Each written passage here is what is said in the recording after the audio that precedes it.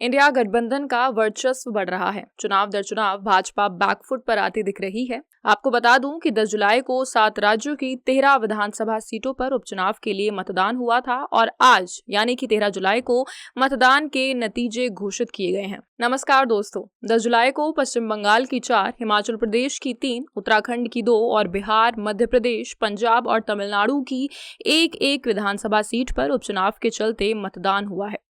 कुल 13 सीटों में से 10 सीटें इंडिया गठबंधन ने जीत ली हैं। महज 2 सीटों पर भाजपा जीती है, हिमाचल प्रदेश की हमीरपुर और मध्य प्रदेश की अमरवाड़ा पर। साथ ही बिहार की रुपोली सीट एक निर्दलीय उम्मीदवार ने अपने नाम कर ली है। इस चुनाव में हिमाचल प्रदेश के मुख्यमंत्री सुखविंदर सिंह सुक्खू की पत्नी कमलेश ठाकुर सहित कई दिग्गजों और बड़े चेहरों ने भी अपनी किस्मत आजमाई है। पश्चिम बंगाल में ममता बनर्जी की तृणमूल कांग्रेस पार्टी अपने बेहतरीन परफॉर्मेंस दे रही है, क्योंकि उन्होंने पश्चिम बंगाल की रायगंज, रानाघाट दक्षिण, बागदा और मानिकतला यानी कि 4 विधानसभा सीटों में जीत हासिल कर ली है।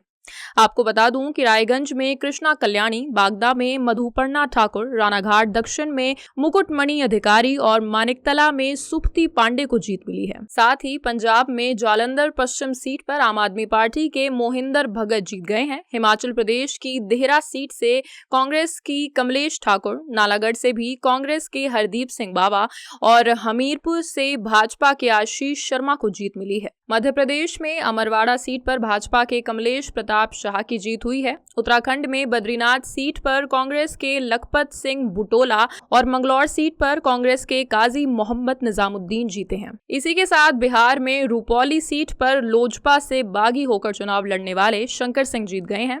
दक्षिण की किसी सीट पर भाजपा का जीतना तो वैसे ही कम हजम होता है, इसीलिए रीत को कायम रखते हुए तमिलनाडु में विक्रवंडी विधानसभा सीट पर डीएमके के अन्यूर शिवा को जीत मिली है। जिन 13 सीटों पर उपचुनाव हुआ है, पिछली बार इनमें से भाजपा ने और निर्दलीय उम्मीदवारों ने सबसे ज्यादा 3 सीटें जीती थी। दूसरे नंबर पर कांग्रेस ने 2 सीटें जीती थी। वहीं टीएमसी, बसपा, जदयू, आप और डीएमके के एक उम्मीदवार ने जीत हासिल की थी। चलिए जानते हैं कि आखिर इन 13 सीटों पर उपचुनाव क्यों कराए गए हैं। पश्चिम बंगाल में टीएमसी ने 2021 के चुनावों में मानिकतला सीट जीती थी।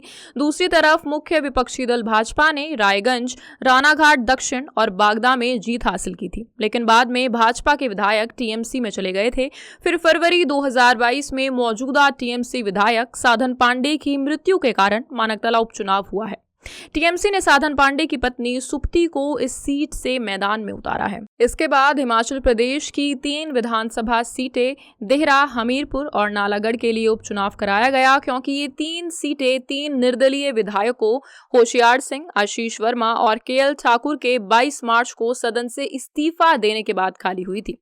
बाद में विधायक भाजपा में शामिल हो गए थे। फिर उत्तराखंड की मंगलौर सीट पर उपचुनाव हुआ है, क्योंकि पिछले साल अक्टूबर में बसपा विधायक सरवत करीम अंसारी का निधन हो गया था, इसीलिए उपचुनाव जरूरी था। राज्य की बद्रीनाथ विधानसभा सीट पर भी उपचुनाव कराया गया, क्योंकि ये सीट कांग्रेस विधायक राजेंद्र भंडारी के इस साल मार्च में इस्तीफा देने और भाजपा में शामिल होने के बाद खाली हो गई थी। इसके बाद तमिलनाडु में विक्रवंडी विधानसभा सीट पर भी उपचुनाव कराया गया, क्योंकि 6 अप्रैल को डीएमके विधायक एन पुगा जयंती के निधन के बाद यह सीट खाली हो गई थी। फिर पंजाब में जालंधर पश्चिम विधानसभा सीट पर भी उपचुनाव हुआ, क्योंकि आप विधायक शीतल अंगुराल ने पद से इस्तीफा दे दिया था।